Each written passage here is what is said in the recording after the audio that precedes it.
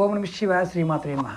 ఈ షార్ట్ వీడియోలో ఎవరికైనా సరే రాజయోగం కలగాలి, అద్భుతంగా ధనం రావాలి, ఈ కలికాలంలో కష్టాల నుంచి బయటపడాలి అంటే కొన్ని పువ్వులు, శక్తివంతమైన పువ్వులు ఉన్నాయి. ఆ పువ్వులు ఏంటో మీకు చెప్తాను.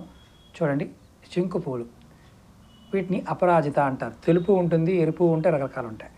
ఈ పువ్వులతో ఈ ఉపాయం చేయాలి. ఎవరైనా సరే ఈ సమయంలో పంచముఖ ఆంజనేయ స్వామిని కానీ, కాళికాదేవిని కానీ, బగలాముఖిని కానీ, భైరవుని కానీ ఆరాధించేవారు శివుణ్ణి ఈ పువ్వులతో మాలగా చేసి మీరు మాస శివరాత్రి రోజున, అంటే ఏకాదశి వస్తుంది, ఆ రోజున ప్రతి ఏకాదశి నాడైనా ఒక్కసారైనా ఈ పువ్వులతో మాలగా చేసి శివుడికి వేయండి. గంగాజలం సమర్పించి గంగాజలంతో పాటు చేయండి. ఖచ్చితంగా పని అవుతుంది. కానీ ఆ సమయంలో పొరపాటును కూడా తాగమాకండి. తాగితే మాత్రం ఫలితం ఉండదు. ఖచ్చితంగా మీకు రాజయోగం కలుగుతుంది. ప్రయత్నం చేయండి.